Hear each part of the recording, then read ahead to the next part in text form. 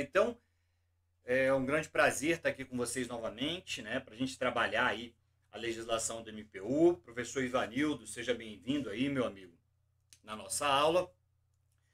Então, na nossa primeira aula, pessoal, a gente trabalhou alguns pontos importantíssimos da legislação do MPU. A gente fez um histórico das origens do Ministério Público. A gente chegou à condição de que o Ministério Público ele não é um quarto poder, mas que na Constituição Federal de 88, o Ministério Público agora, sem sombra de dúvidas, ele atingiu um status superior, um status de órgão constitucional. Eu acho que ninguém tem dúvida disso, né? E o Ministério Público ele está lá em cima na Constituição Federal, assim como a Defensoria Pública, a Advocacia, no capítulo das funções essenciais da Justiça. Tudo bem? Então, tudo isso a gente viu na aula passada. A gente viu que a origem do Ministério Público, para algumas pessoas, remonta lá à França, na Revolução Francesa, de 1789. Nós tínhamos lá o assistente de acusação. Então, veja que a gente fez todo um amparo histórico do Ministério Público na nossa última aula. E agora a gente vai dar sequência, a gente vai falar mais sobre o Ministério Público, mas eu queria fazer um resumo aqui visualmente do que a gente trabalhou na outra aula. Então nós temos aqui o Ministério Público, né? Veja, características principais dele. É uma instituição permanente, nós já vimos isso, não pode ser dissolvida, ele veio para ficar.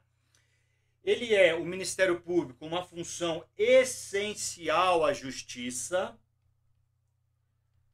né? Tá lá na Constituição Federal, e cabe ao Ministério Público, olha só, incumbe ao MP a defesa, a gente viu isso também, a defesa da ordem jurídica, do regime democrático,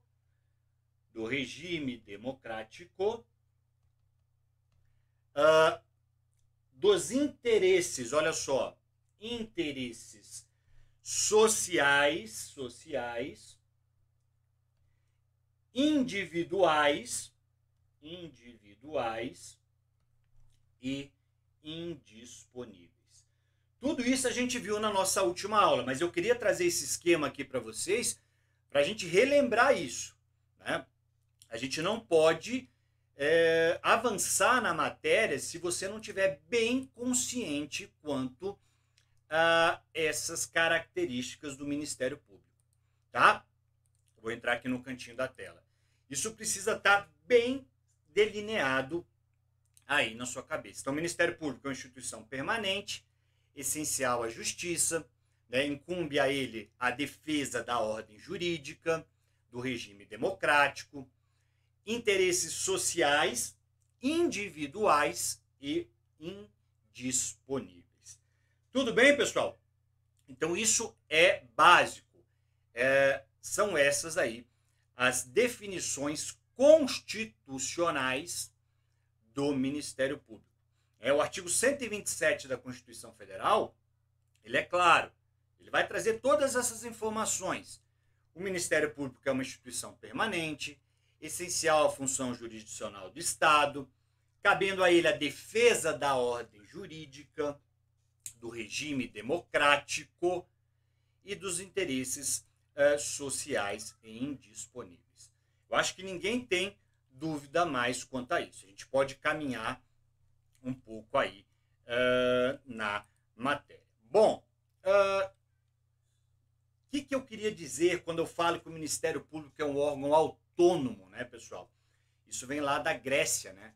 Autos, próprio, né? Então, veja, o Ministério Público ele é totalmente independente, né? E veja, quando a gente fala em Ministério Público e independência, isso lhe garante um poder de preencher seus interesses constitucionais. Mas como que se dá, pessoal, essa independência, essa autonomia do Ministério Público? Então nós vamos ter uma autonomia funcional, olha só, autonomia funcional, né? Autonomia administrativa, tá? E financeira. Mas a gente precisa conhecer todas essas autonomias. Para que serve cada uma? O que significa cada uma dessas autonomias? Né? Autonomia funcional.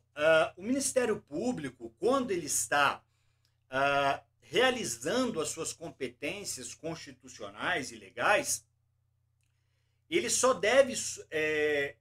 ele se submete unicamente à lei. Tá? Ele não pode sofrer qualquer tipo de influência externa, coação ou limites por outros órgãos do poder. Então, essa é a autonomia funcional. Tá? Então, a autonomia funcional que significa como o Ministério Público, como instituição, ele se relaciona. A gente já sabe que o Ministério Público é um órgão autônomo perante os demais órgãos ou poderes da República, tá? E veja, ele só se sujeita ao Poder Judiciário. Mas em que momento? Quando houver algum cometimento de abuso de poder pelo órgão ministerial. Tudo bem? Então, essa é a autonomia funcional do Ministério Público. Além da autonomia funcional, nós vamos ter a autonomia administrativa. O que isso quer dizer? Que o MP ele é livre para realizar atos de gestão. Olha aqui, ó, atos de gestão administrativa. Então, se a autonomia funcional é que o MP ele é um órgão independente, né, ele não pode sofrer pressões externas, a autonomia administrativa quer dizer que ao MP é dado aí a sua gestão administrativa. Então, o que isso quer dizer? Ele pode propor ao legislativo a criação e extinção dos seus cargos e a fixação dos vencimentos dos seus membros e dos seus servidores. Beleza? Então, autonomia funcional, autonomia administrativa. Tá? Olha só, nessa questão da autonomia administrativa, tá? Um detalhe importante. A competência de elaborar o projeto de lei de criação dos cargos do MP é uma competência concorrente com o presidente da República. Está lá no artigo 61, parágrafo 1º, inciso 2, a linha D.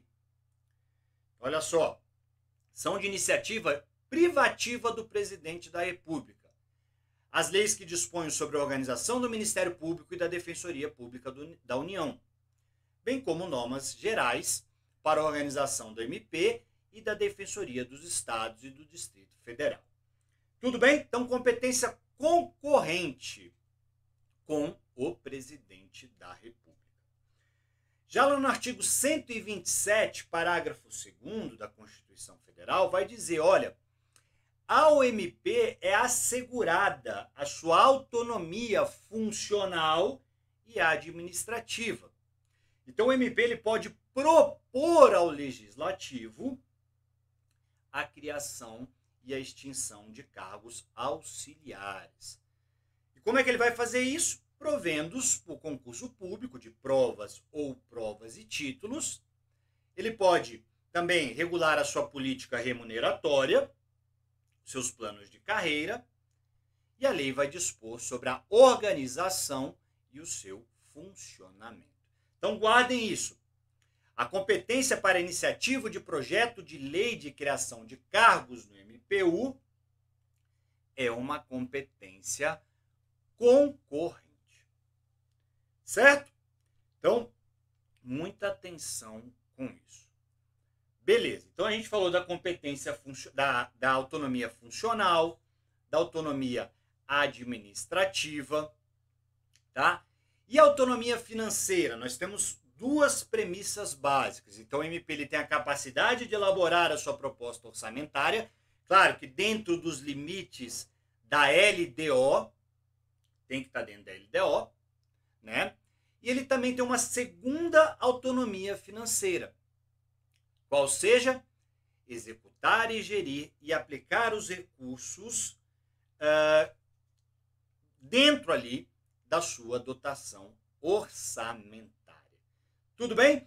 Então veja, o MPU, ele pode elaborar a sua proposta orçamentária, mas ele encaminha ao Poder Executivo para a consolidação das propostas dos demais órgãos aí, o Executivo que vai fazer essa consolidação.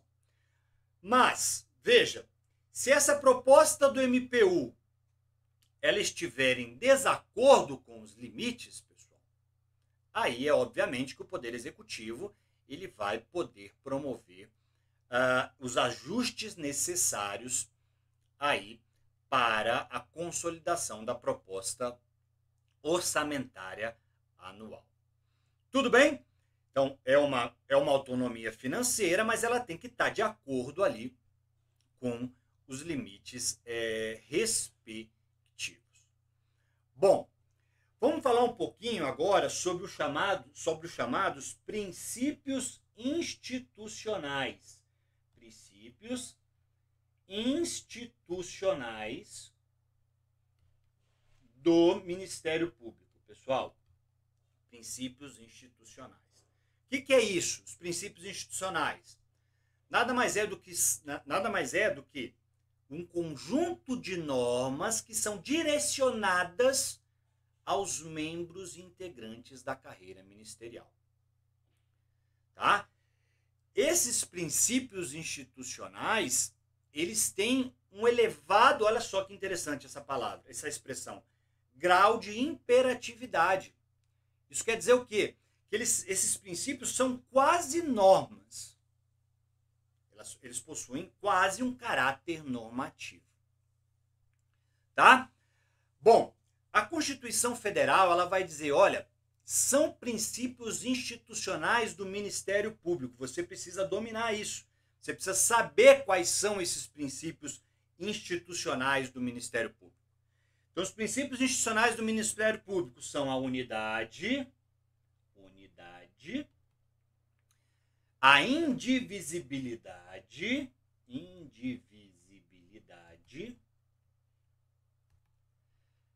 e a independência funcional, pessoal. Independência funcional. Desculpe a letra aí, né? A letra não é a letra das melhores, mas são princípios institucionais, a unidade, a indivisibilidade e a independência funcional.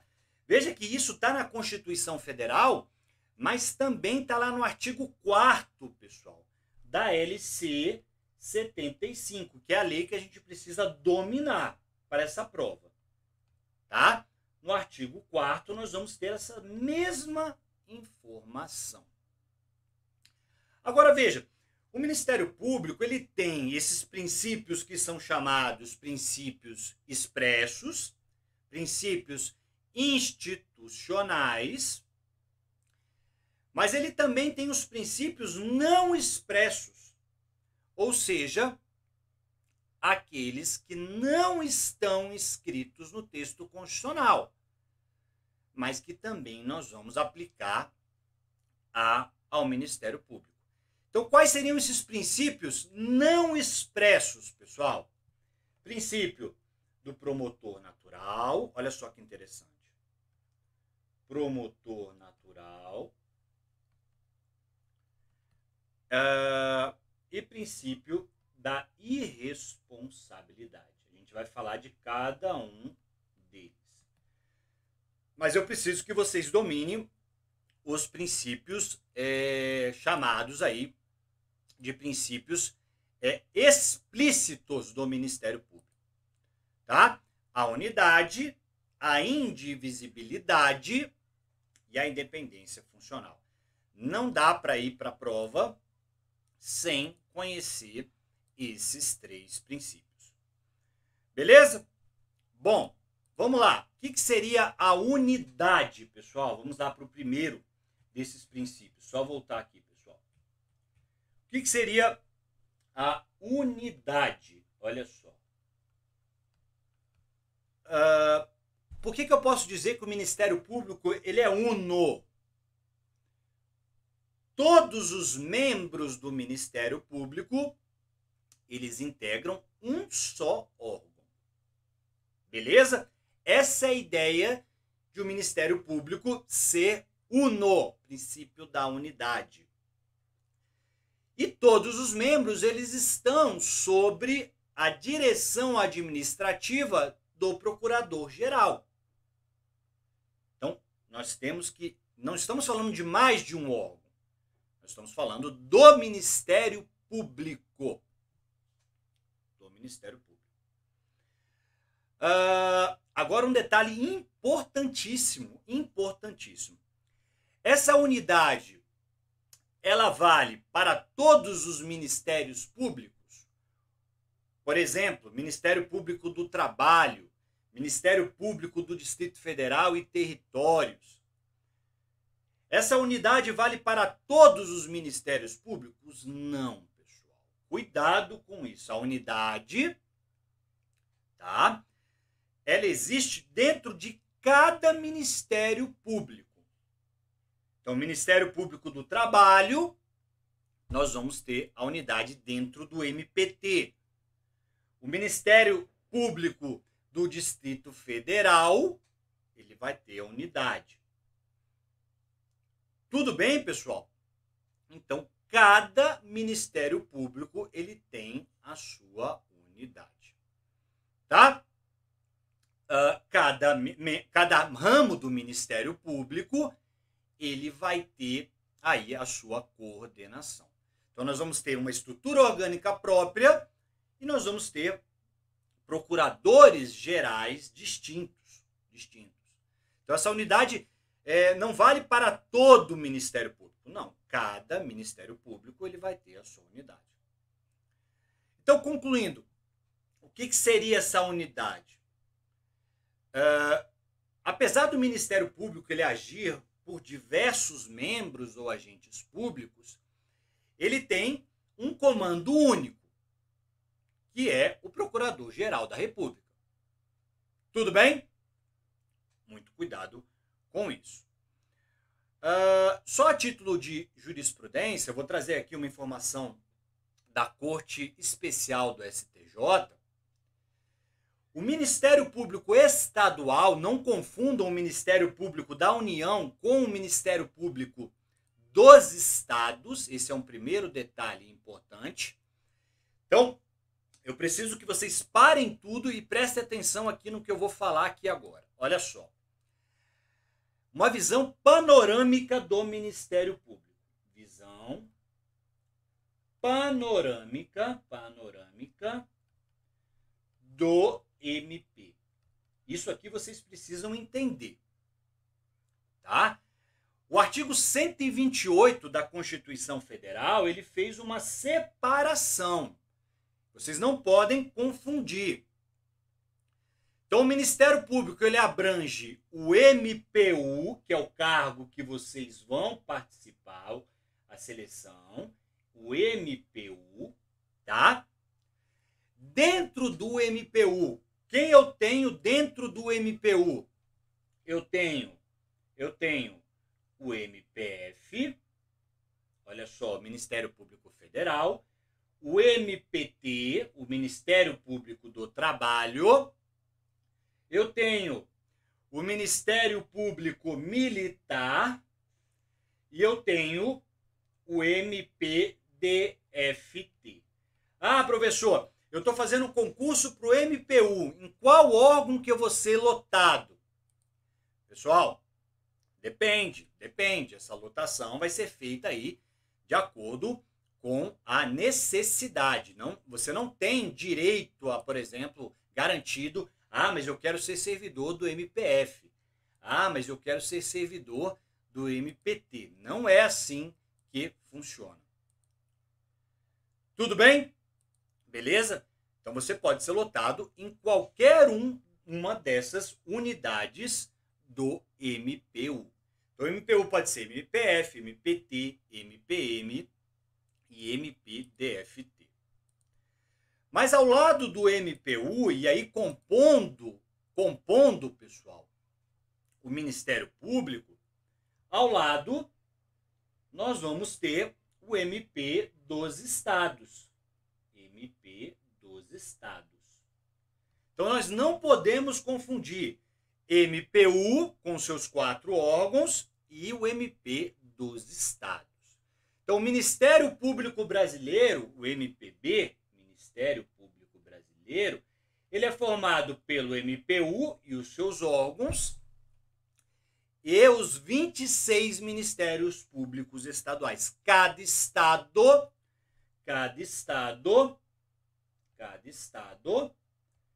vai ter o seu próprio Ministério Público Estadual. Tudo bem? Então, isso é muito importante, isso precisa estar claro na tua cabeça. Tá? Não confundam as coisas. Bom, o MPU, ele é organizado e mantido pela União, então você vai ser pago pela União. E ele é regido pela Constituição Federal e pela Lei Complementar número 75 de 93. Vocês precisam conhecer a Lei Complementar 75 e a Constituição Federal. O MPU, ele é organizado pela União e por essa lei complementar. Certo? Beleza. Já o MP dos estados, pessoal, ele é mantido pelos respectivos estados, mediante normas gerais da Constituição Federal, da Constituição Estadual e da Lei Complementar Federal 8625 de 93. Cada estado elabora, por lei complementar estadual, o seu respectivo Ministério Público. Já o MPU, a União. Certo? Bom, o MPU, ele tem como chefe o Procurador-Geral da República, o famoso PGR. E detalhe, quem escolhe o PGR? Quem escolhe o PGR é o Presidente da República. Né? O atual PGR é o Dr. Paulo Gonet, inclusive ele foi o meu orientador do meu mestrado aí de Direito Constitucional. Eu estudei com o Dr. Paulo Gonet. Tudo bem? Bom, quem escolheu ele foi o Lula, tá? Beleza. Bom, se de um lado nós temos o PGR, pessoal, né, o Procurador-Geral da República, como chefe do MPU,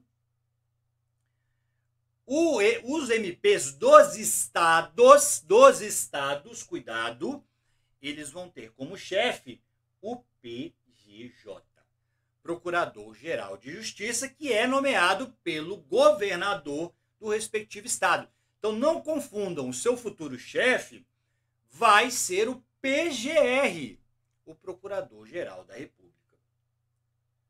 Tudo bem? Beleza? Então isso aqui precisa estar muito claro na tua cabeça. Tá? Bom, eu precisava fazer esse parênteses para a gente poder voltar ao que a gente estava falando. Então eu falei do princípio da unidade, e agora eu queria passar para o princípio da indivisibilidade, que é um outro princípio do Ministério Público. Então falamos da unidade, agora eu quero falar com vocês para o princípio da indivisibilidade. Um grande abraço aí para o professor Marcos Guzmão, uma pessoa aí maravilhosa, gosto muito dele. Um grande abraço aí. Bom, se o Ministério Público é uno, dentro do respectivo ramo, o Ministério Público também é indivisível. O que isso quer dizer? Os membros do Ministério Público podem se substituir. Ah, mas aquele determinado promotor ofereceu a denúncia. Pode vir um outro promotor e seguir? Não há problema nenhum. O Ministério Público ele é indivisível. desde que observadas as exigências legais. Então, quem pratica o ato, quem oferece uma denúncia, não é o promotor Joaquim. Quem oferece uma denúncia é o Ministério Público. Por isso que eles podem se substituir. Então, vejam, os atos processuais do MP não têm donos dentro do Ministério Público. Quem pratica o ato é o próprio Ministério Público. Então vamos supor que um membro do Ministério Público, o fulano, ele entrou com uma ação penal pública. Será que pode vir um outro promotor na mesma ação e substituir esse promotor e oferecer a denúncia? Pode, claro. Porque o Ministério Público é indivisível. Não há problema nenhum em acontecer isso. É claro que nós devemos respeitar a legalidade, casos de férias, ausências, impedimentos. Beleza? Bom, então, primeira característica, o Ministério Público ele é autônomo. E uma segunda característica, nós temos a indivisibilidade. A indivisibilidade é o segundo princípio institucional. E nós vamos ter um terceiro princípio institucional, qual seja a independência funcional. Independência funcional. Tudo bem?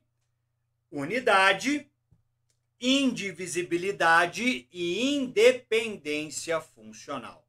Ah, professor, mas o que é esta independência funcional? Os membros do Ministério Público, quando eles estiverem no desempenho dos seus deveres institucionais, funcionais, obviamente que eles devem seguir a Constituição e as leis e a sua consciência. Então veja que os membros do Ministério Público, eles não estão vinculados às instruções normativas de órgãos superiores ou atos normativos externos. Eles agem com independência funcional, pessoal. É isso que quer dizer esse princípio institucional. Tá? Então, os membros do Ministério Público, quando eles estão atuando, eles não podem ser responsabilizados pelos atos que praticarem pelos seus exercícios. Cuidado. A independência funcional, ela está relacionada ao exercício funcional do membro. Então, esses membros, eles têm plena liberdade funcional. Isso é equiparado ali à independência do juiz. O juiz ele também não sofre nenhuma pressão. E, a não ser em caso aí de erros de atuação, que tenham atuado aí de maneira grosseira, eles não podem ser responsabilizados. Tudo bem? Então é isso que é a independência funcional do Ministério Público. Certo? Beleza, falamos então dos 3 princípios institucionais do Ministério Público. Mas eu falei para vocês que nós temos também os princípios não expressos. Não expressos. O primeiro é o princípio do promotor natural. Nós não temos lá no processo penal o princípio do juiz natural, que é o juiz que é constitucionalmente competente, ou na lei ele tem a sua competência pré-determinada. Então aqui nós temos também o princípio do promotor natural. O que isso quer dizer? Os órgãos superiores do Ministério Público, eles não podem escolher de maneira discricionária, olha, eu quero que você atue ali em determinado processo. Isso não existe, tá, pessoal?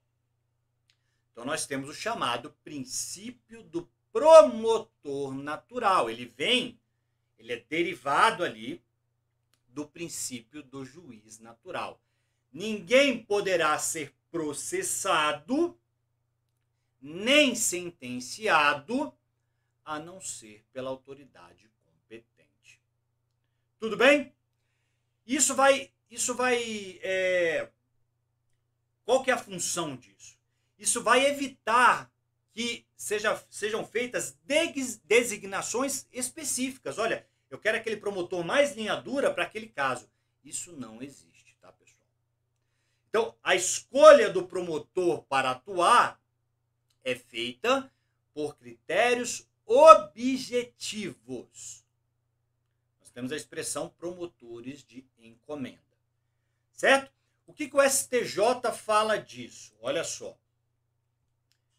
O promotor ou o procurador, ele não pode ser designado sem a observância de um critério legal. Preciso seguir o critério da lei, para que eu possa garantir que ele seja imparcial, ou seja, isento.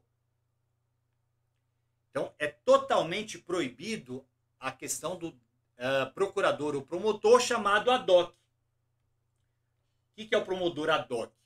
É aquele escolhido para determinado caso. Isso não é possível. Tá, pessoal? Olha só o que o STJ fala. O réu ele tem o direito público e subjetivo de conhecer o órgão do MP como ocorre com o juiz natural, um juiz pré-determinado. Então, assim como o juiz, o promotor também não pode ser escolhido. Certo? Esse é o princípio do promotor natural. Bom, um outro princípio não implícito é o princípio da irresponsabilidade. Irresponsabilidade. Os membros do Ministério Público, eles não são responsáveis pela sua atuação funcional. Eles não respondem, como regra, civilmente pelos seus atos, enquanto eles estiverem no exercício das suas funções institucionais. Tá, beleza. Mas essa irresponsabilidade, ela tem um caráter absoluto? Não. Se ficar comprovado que o membro agiu com dolo ou fraude, ou para omitir ou retardar uma atuação funcional, esse membro ele poderá responder tanto no âmbito administrativo, civil, quanto no âmbito penal. Tudo bem? Então, muito cuidado com esses princípios do Ministério Público. Eu falei dos princípios explícitos e dos princípios implícitos do Ministério Público. Ok? Beleza, vamos mudar de assunto agora. Saindo dos princípios, nós vamos agora para aí o que nós chamamos de principais funções e instrumentos de atuação do Ministério Público. Quais são as principais funções que nós temos para o Ministério Público? Vamos lá, então. Uma primeira função importante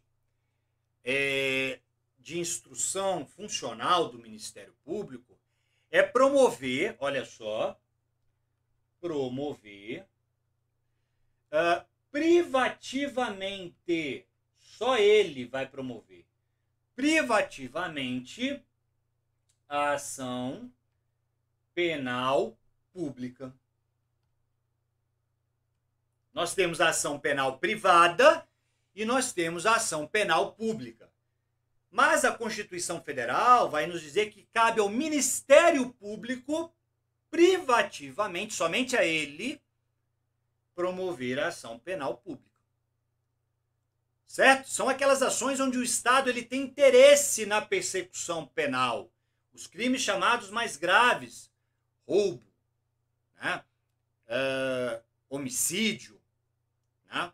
Então, nós temos, o Estado tem interesse na persecução. Quem vai promover essa ação penal? O Ministério Público. Então, veja, para que o juiz possa dizer o direito, aplicar a jurisdição ali, no caso concreto, a gente sabe que o juiz precisa ser provocado. Vigora ali o princípio da inércia do magistrado. O juiz não vai sentenciar nada se ele não for provocado. Mas como é que nós vamos provocar o juiz? Como é que se dá esse instrumento institucional, né, pessoal? Então, o Ministério Público ele vai promover a ação penal pública por meio da peça, uma peça que nós chamamos de denúncia. Denúncia. Então, isso cabe privativamente, essa peça inaugural, nós chamamos de denúncia. Então, o Ministério Público ele é o proprietário da ação penal pública. Então, ele é o órgão que a Constituição Federal legitimou para iniciar o devido processo penal. A gente sabe que o chamado ius puniendi, o direito de punir, ele é exclusivo do Estado. Quando eu cometo um delito, surge para o Estado a obrigação de punir, né? Mas eu preciso que o Estado seja provocado. Então, cabe ao Ministério Público promover de maneira privativa a ação penal pública. Então, ele tem o que nós chamamos do monopólio da ação penal pública. Tudo bem? Agora, a gente não pode esquecer, se o Ministério Público se mantém inerte ou omisso, aí vai surgir a possibilidade da ação penal privada subsidiária da pública. Né? Então, o ofendido, ele pode promover a ação privada, mas simplesmente nos casos onde houver uma inércia do Ministério Público. Bom, então tá. Primeiro um instrumento de atuação funcional do MP, promover privativamente a ação penal pública. Um segundo instrumento é promover também o inquérito civil e a ação civil pública. Ação civil pública. Assim como a ação penal pública. Então, a Constituição Federal disse, olha, cabe ao MP promover o inquérito civil e a ação civil pública. Mas visando o quê?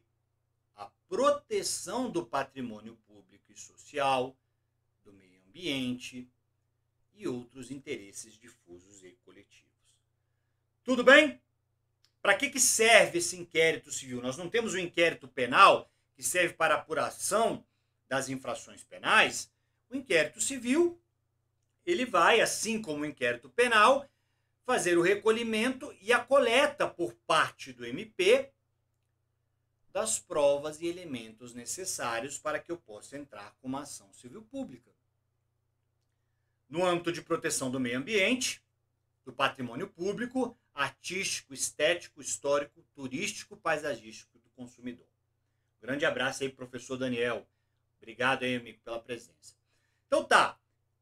Promover o inquérito, a ação penal pública, promover o inquérito civil e a ação civil pública, tá?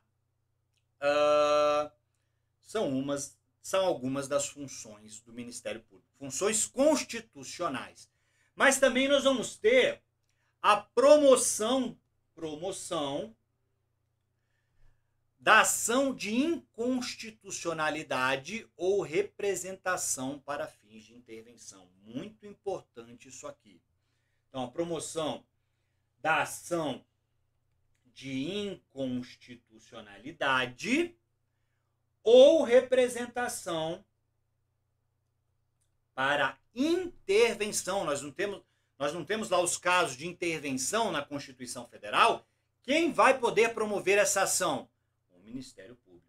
A intervenção da União e dos Estados. Veja que isso é muito importante. Então, cuidado com o que eu estou falando, né? Existem diversos legitimados para propor uma ADIM. Dentre esses estão o PGR, o Procurador-Geral da República. E ele vai entrar com essa ADIM aonde? Obviamente no Supremo Tribunal Federal. Cuidado. O PGR, ele é um legitimado universal. O que é isso?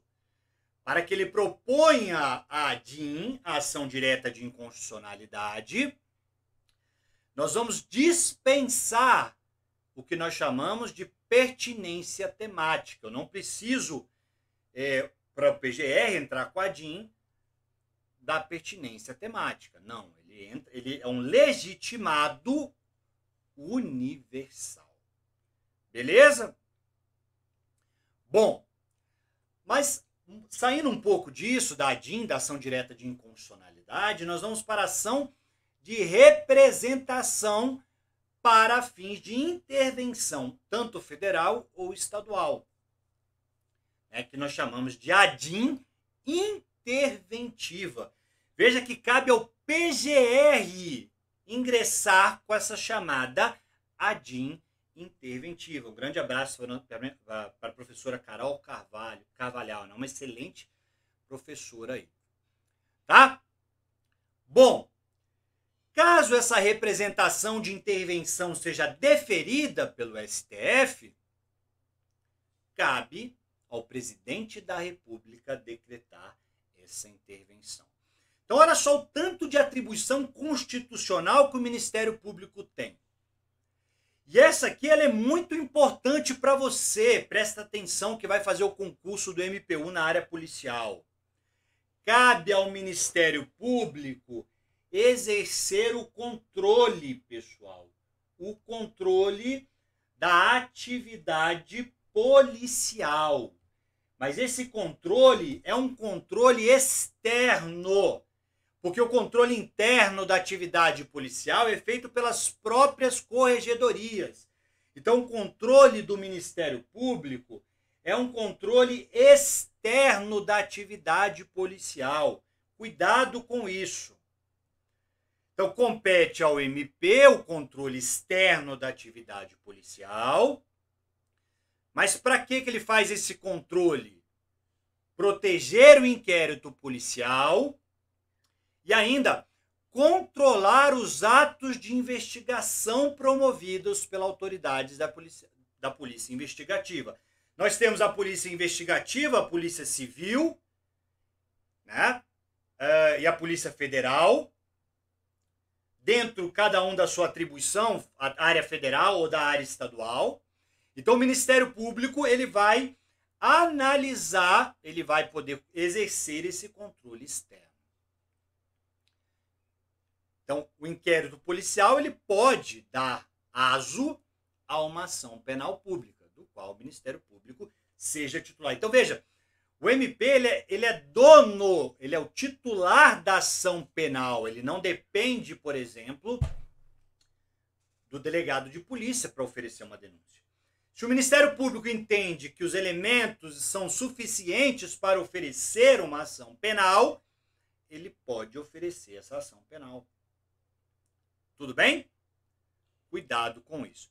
Veja que eu não estou dizendo em momento algum que existe hierarquia entre a autoridade policial e o Ministério Público. Não é isso que eu disse. O Ministério Público ele não exerce controle interno, ele exerce controle externo. Beleza? Bom, mas tá. O Ministério Público exerce controle externo. Por meio de quais mecanismos? Boa tarde, Célia. Boa tarde, Lúcia. Por meio de quais mecanismos o Ministério Público ele vai exercer o controle da atividade policial? Isso que eu pergunto para você. Ele precisa de ferramentas para exercer esse controle externo. A própria Lei Complementar 75 de 93, que é o nosso objeto de estudo, vai dizer, olha, no intuito de promover o controle externo da atividade policial, o MP ele pode ter livre ingresso em estabelecimentos policiais ou prisionais. Então o Ministério Público, olha, eu vou fazer uma correção, eu vou lá na delegacia X. Ele precisa pedir autorização para entrar? Não. Não, ele tem livre ingresso. Cuidado com isso. Ele também tem livre ingresso a quaisquer documentos relativos à atividade fim policial. Cuidado. Ele pode representar a autoridade competente pela adoção de providências. Olha, eu não estou satisfeito com a forma que esse inquérito está sendo tocado, então estou notificando aí, eu quero que você providencie para que essa omissão seja resolvida. Olha só.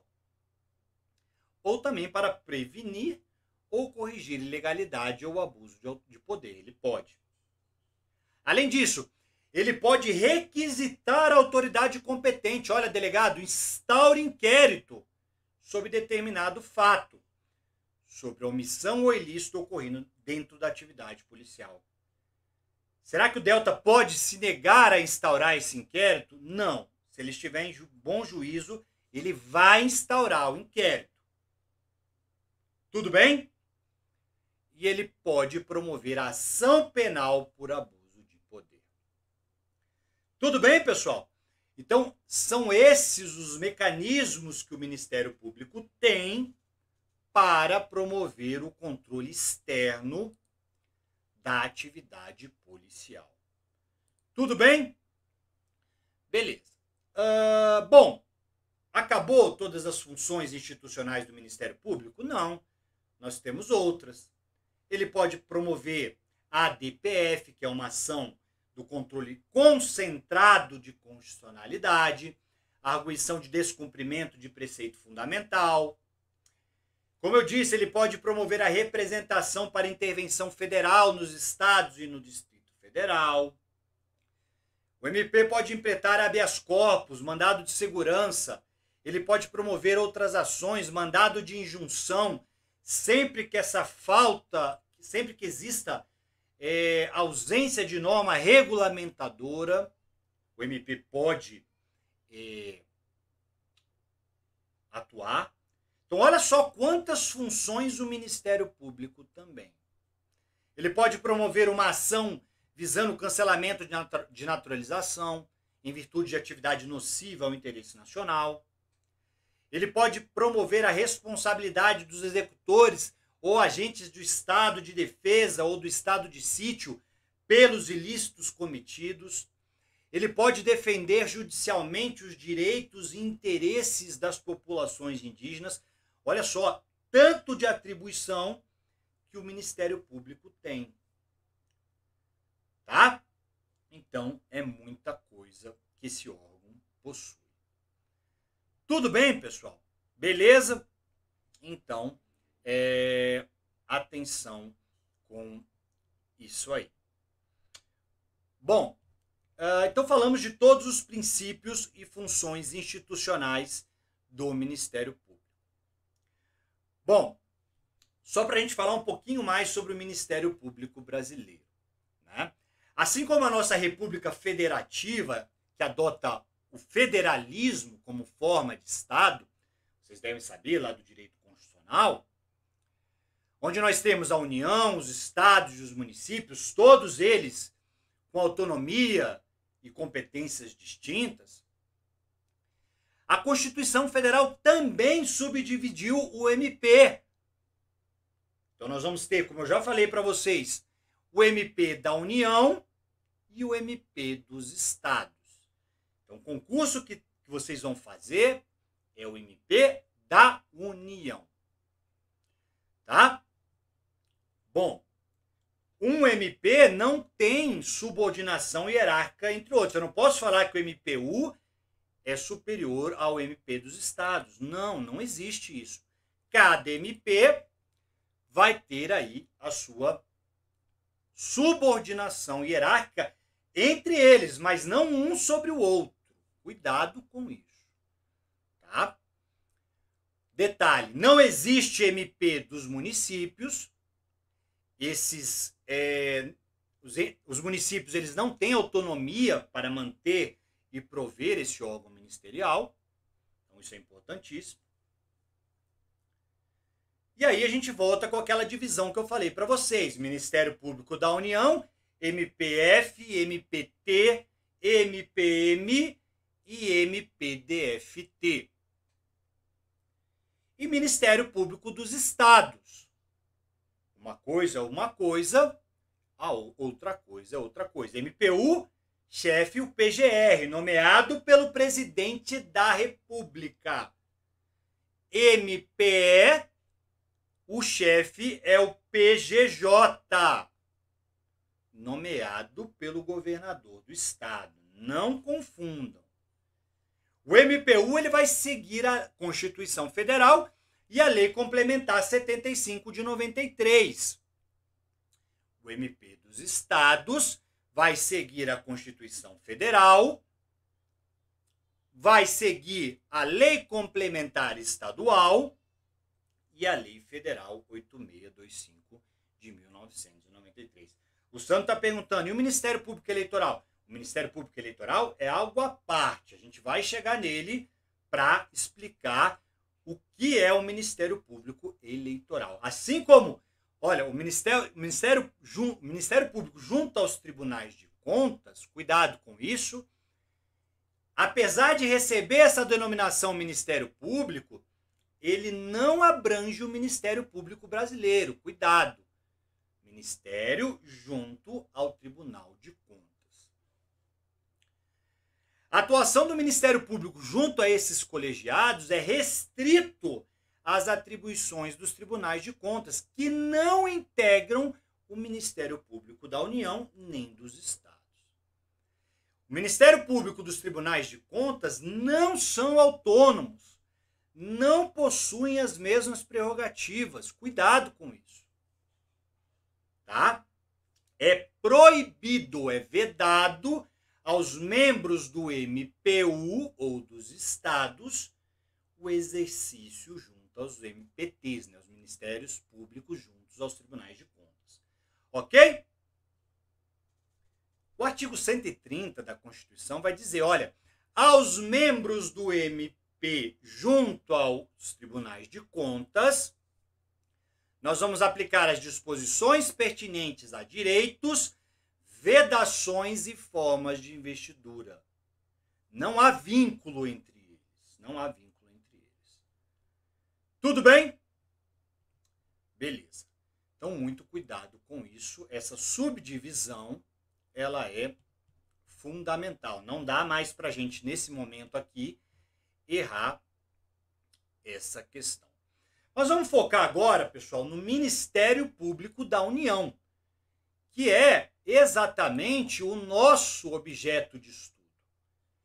É o que vai cair aí na nossa prova. A gente vai fazer o concurso para o Ministério Público da União. É isso que a gente precisa entender. Como é que funciona o nosso MPU? O nosso MPU. Tudo bem? Então vamos focar, vamos esquecer o MP dos estados e vamos focar no nosso queridíssimo MPU. Eu já falei que o MPU ele é organizado e mantido pela União. Então olha só que vantagem. Você, futuro servidor do MPU, você vai receber pela União. Quer coisa melhor que essa? Não. Os estados vivem quebrados aí. Você vai receber pela União. Excelente. Mas o MPU ele é regido pela Lei Complementar número 75 de 93. Então a gente precisa dominar esta lei.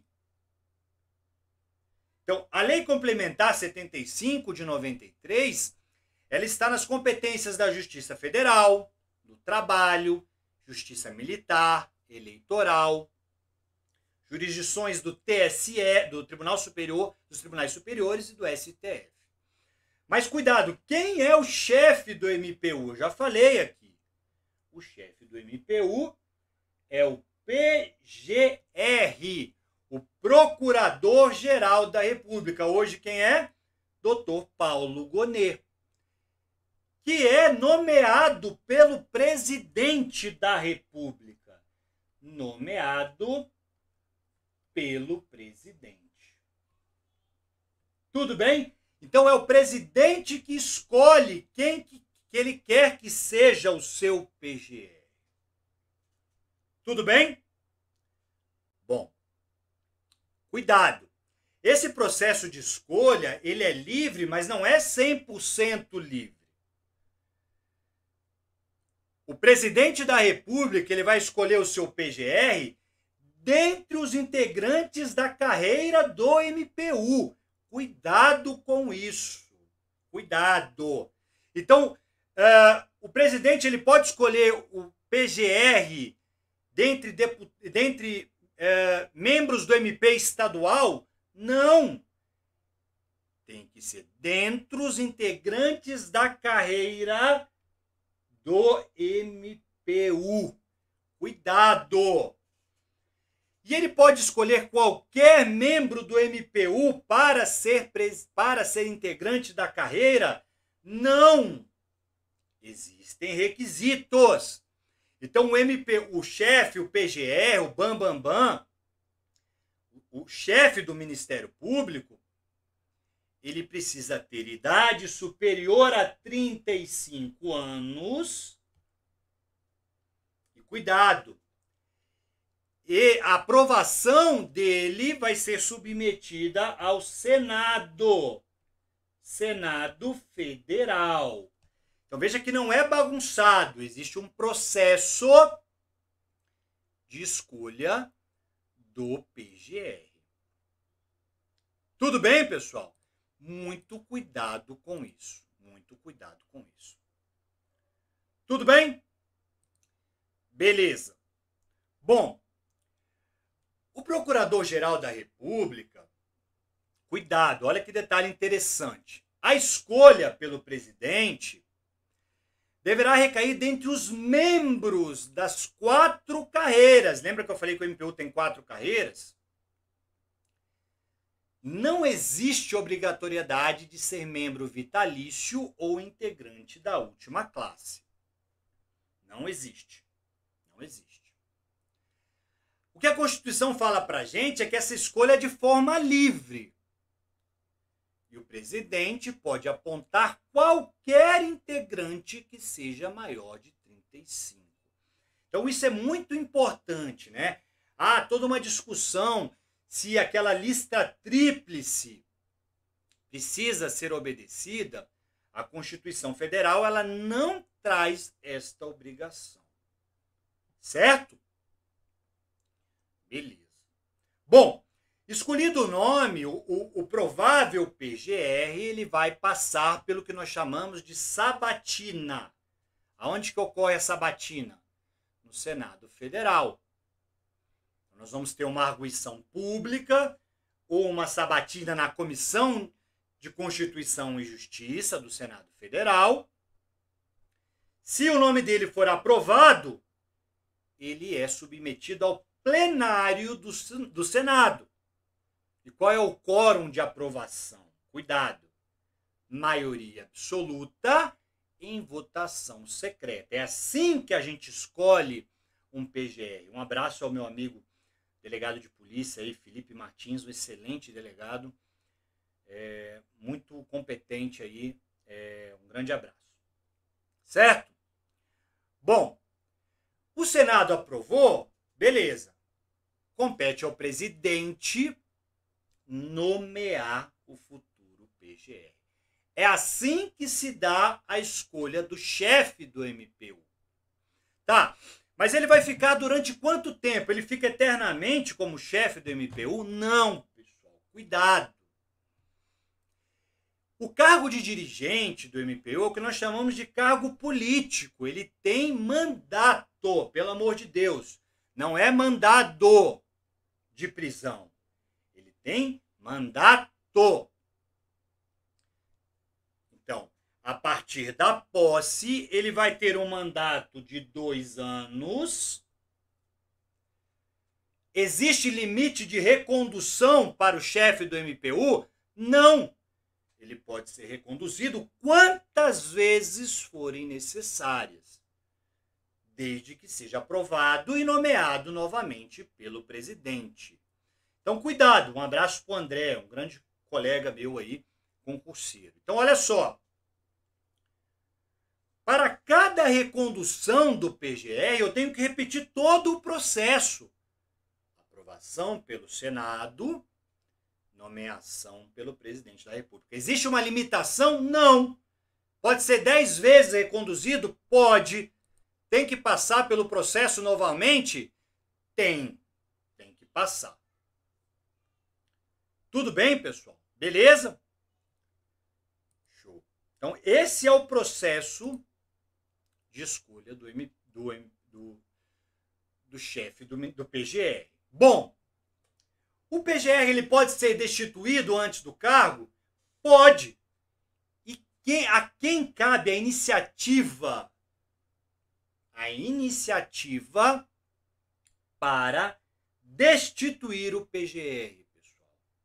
A iniciativa, assim como a iniciativa de nomear, a iniciativa de destituir também é do presidente. Mas cuidado. Ele precisa da autorização da maioria absoluta do Senado em votação secreta. Muito cuidado com isso. Não confundam destituição da perda do cargo. O PGR ele só perde o cargo, cuidado com isso, se ele cometer um crime de responsabilidade ou um impeachment. Isso não é a mesma coisa que a destituição. A destituição, o cara não cometeu crime nenhum, mas eu não quero mais que ele seja o PGR. Posso? Posso. Iniciativa do presidente da República, mediante maioria absoluta do Senado. E a votação precisa ser secreta. Detalhe. Quem destitui não é o Senado. Quem destitui é o presidente. O Senado apenas autoriza. E o presidente que destitui. Tudo bem? Beleza? Show de bola. Bom, completamos aqui praticamente 1 hora de aula, né? Mais uma aula nossa. Eu queria agradecer a presença de todos que ficaram aqui. Espero que tenha sido produtivo para vocês. Quem não assistiu a primeira aula, a aula está disponível no meu YouTube, né? Agora nós estamos na segunda aula, tá? Se quiser, me peça no direct aí o canal do YouTube que eu mando para vocês, tá bom? Então, beleza, caminhamos mais um pouquinho hoje, chegamos até o PGR, chefe do MPU. Falamos sobre as divisões do MPU e outros assuntos importantes. Paramos aqui. Na próxima aula a gente vai trabalhar o vice-PGR. Né? Nós temos o PGR e nós temos o vice-PGR. E vamos falar aí de outros assuntos. Beleza, pessoal? Um grande abraço. Espero que tenham gostado aí. Curtam, compartilhem, mandem aí para outros colegas. E vamos juntos aí rumo à aprovação no MPU. Esse ano é o nosso foco. Beleza? Cuidado, hein, pessoal? São 14 itens de 120 itens na tua prova. Você acha que isso não faz a diferença? Faz muita diferença, hein, pessoal? Precisa gabaritar essa legislação. Do jeito que está o concurso hoje em dia, tá? Precisa gabaritar. Quem quiser conhecer mais sobre a minha mentoria específica sobre o MPU, pessoal, ou sobre carreiras policiais, me mande um direct, eu vou te apresentar, a gente vai marcar uma reunião, a gente vai conversar, né? Na minha reunião, na minha mentoria, nós temos aulas de como estudar as principais matérias, são 7 horas aula, pessoal. Só para você entender como você deve estudar. Só isso. Foco, produtividade, direito civil, direito constitucional, direito penal, direito administrativo. Então, eu tenho 7 horas aulas só te ensinando como você deve estudar. Ponto. Nós temos também conteúdo para você. Eu vou programar os seus estudos na plataforma Tutory, que é a melhor do mercado. Você vai poder ter um planejamento de estudos todo por lá. A cada 15 dias nós vamos ter encontros em grupo, e a gente pode fazer encontro pessoal também, a gente combina. E além disso, todo final de semana a gente vai ter aula. Eu vou dar aula para vocês de todas as matérias: direito penal, processo penal, constitucional, administrativo. Então, é uma super preparação para a sua aprovação. Beleza? Manda direct aí que eu te encaminho o planejamento da minha mentoria aí. Serve para o MPU, serve para qualquer carreira policial. Eu tenho certeza que são 14 anos mexendo com concurso público e ele pode te ajudar. Ela pode te ajudar, eu tenho certeza. Um grande abraço, pessoal. Até a próxima. Valeu!